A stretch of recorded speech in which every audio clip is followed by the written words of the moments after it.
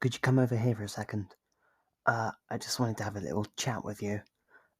I'm so sorry to take you away from the other two party members, but seeing as they're fast asleep and eating twice their share of our rations, I don't think they'll be missing you too much. But, on to the important bit. It's important, I promise.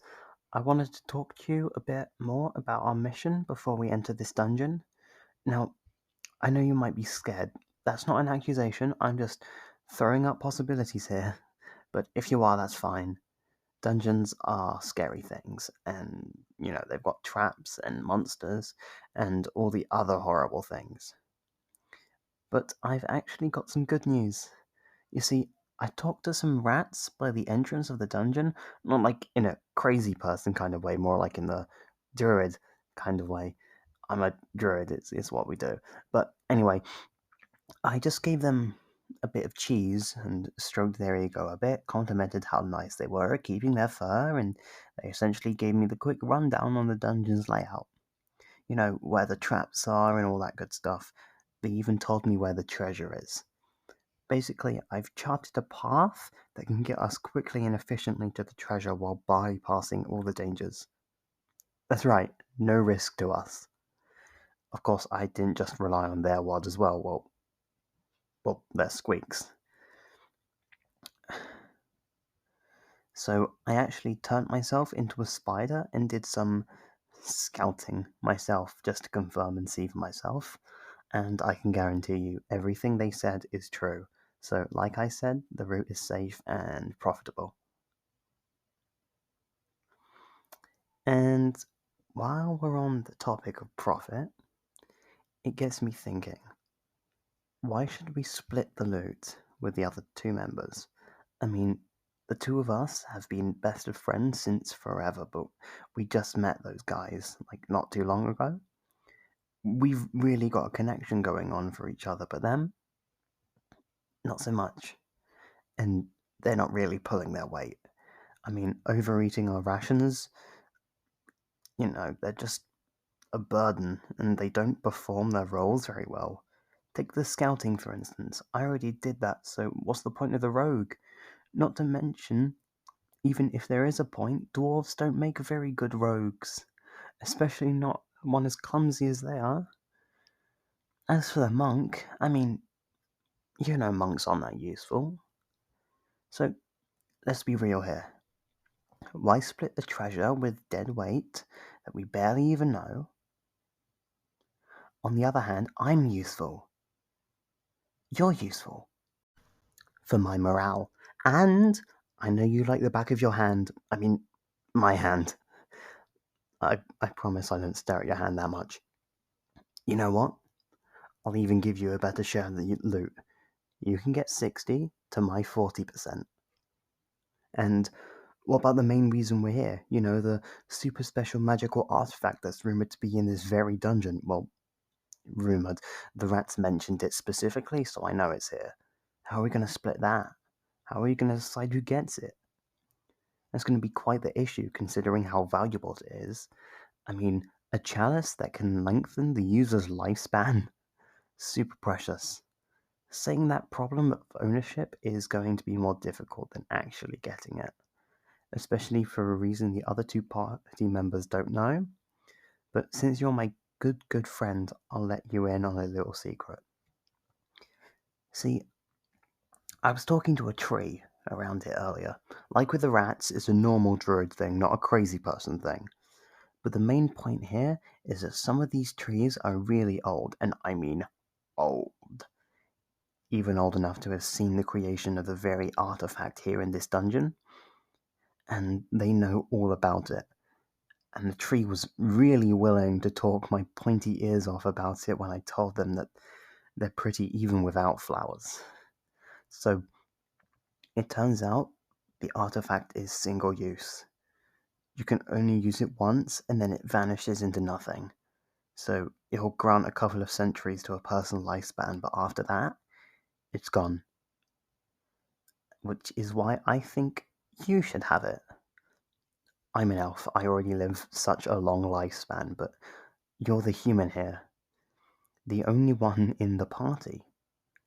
Your lifespan is so short, and you're my best friend, so don't you think you should be the one to have it?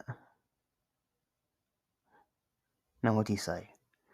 Want to go in there, snag that bad boy, along with the rest of the treasure, of course, and then walk out with the smuggest smiles ever? Just the two of us? Now, that's what I like to hear. Let's not waste any time. Come on, right this way.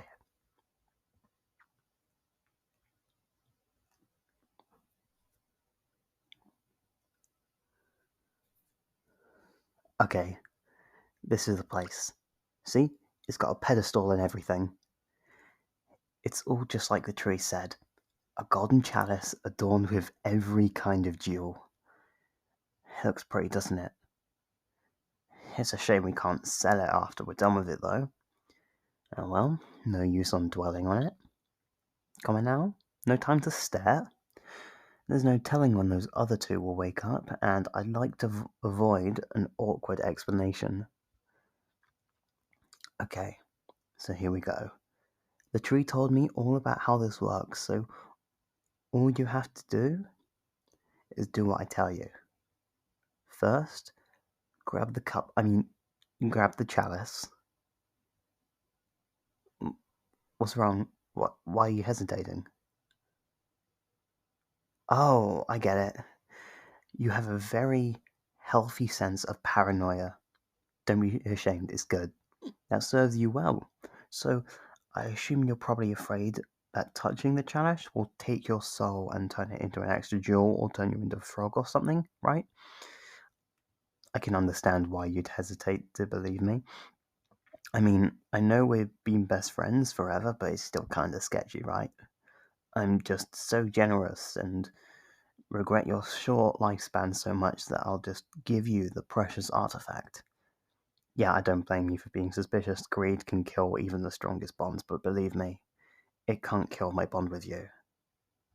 It's not just about increasing your lifespan in a that's fair kind of way, you know? That I want you to have this. I wouldn't do this just for any human. I was thinking, well, I really love you. Really, really love you. Not just as a friend, of course, more than that, but not just more than that. More than even that. I actually became a druid because I love you so much. It always pained me to be so far away from you. Nothing hurts more than the distance between us. If I'm sleeping in my room alone at night, for instance, I'm restless without you at my side. If I'm having a meal, it's tasteless without sharing it with you. So I thought, if only I could become something like a spider, then I could be with you all the time. I could be on your shoulder as you sleep. I could be right on your ceiling looking down as you read, reading with you, if I can bear to take my eyes off of you. I could always be with you, and becoming a druid offered me that power and responsibility. So that's what I did. And I really did all those things. Sleeping with you, reading with you. I can prove it. You can ask me what page you stopped at last night, or ask me what you were dreaming about. You were mumbling a bit about your dream after all. It was honestly so cute. I can answer all those things. I love those things. Activities with you, I wish I could do them with you forever. They're so much fun. But there's just one problem. You'll die of old age long before I will, so we won't have much time together. Believe me, I'm not doing this whole thing out of generosity. I'm being selfish. I want more of the high you give me. So, will you at least believe that I'm not tricking you? The chalice isn't going to steal your soul or turn you into a frog or anything. It's not cursed. I promise. So, will you do as I say and grip the chalice? Thank you. Now just keep doing that. Keep gripping it. Good. Let me just put in these 2 hairs. Nice. Just like the tree said, the hairs dissolve and the cup becomes filled with a clear liquid. Okay. Now drink it. After that, it will be done, and you'll have the lifespan of a few centuries longer, and then the chalice will vanish. Like I said, shame we can't sell it, but your life matters more. We can just tell the other 2 we never found it. But enough of that. Go on. Drink. Chug that bad boy. How did it taste? My tongue felt all sweet just watching you.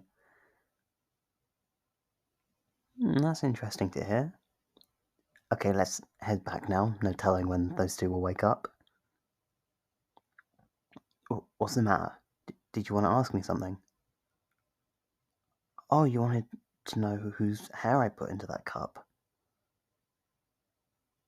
Oh well, okay. I guess I can tell you. You already drank it after all. They were a hair each from our other 2 party members. The tree told me all about it in vivid detail. You put up 2 hairs into the chalice, one from each of a different long-lived race, like dwarves. Then the chalice takes off a century of 2 from the victim's life and turns it into a liquid that transfers the lost lifespan to whoever drinks it, which, fortunately for us, was you. If we're lucky, those 2 won't have even noticed what happened to them. The tree said they won't visibly age. I know I said the chalice wasn't cursed, but I don't think this really counts as a curse, to be honest.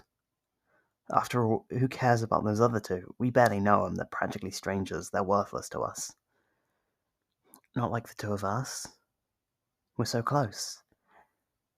I swear our heartbeats are in sync. I can tell yours is beating as fast as mine. There's a sort of connection we have from spending almost all our time together, even if you weren't aware of it. And now that you live as long as an elf, we can spend even more time together. I'm just drooling thinking about, the possibilities. Oh, what should we read next?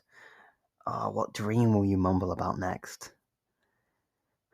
I hope it's about me this time.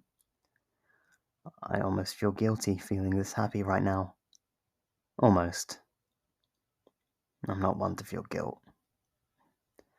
Especially not over something like this. I didn't do anything wrong. Those other 2 don't matter. You're the only one who matters to me. All the gods of all the regions are not as holy as you. I'd sacrifice the entire world and all that it contains if it benefited you. So, if we're just talking about those 2, I'd sacrifice them in a heartbeat. Now, come on. Let's head back already. You were mumbling about how you wanted to finish that book, and I know you finished on a cliffhanger.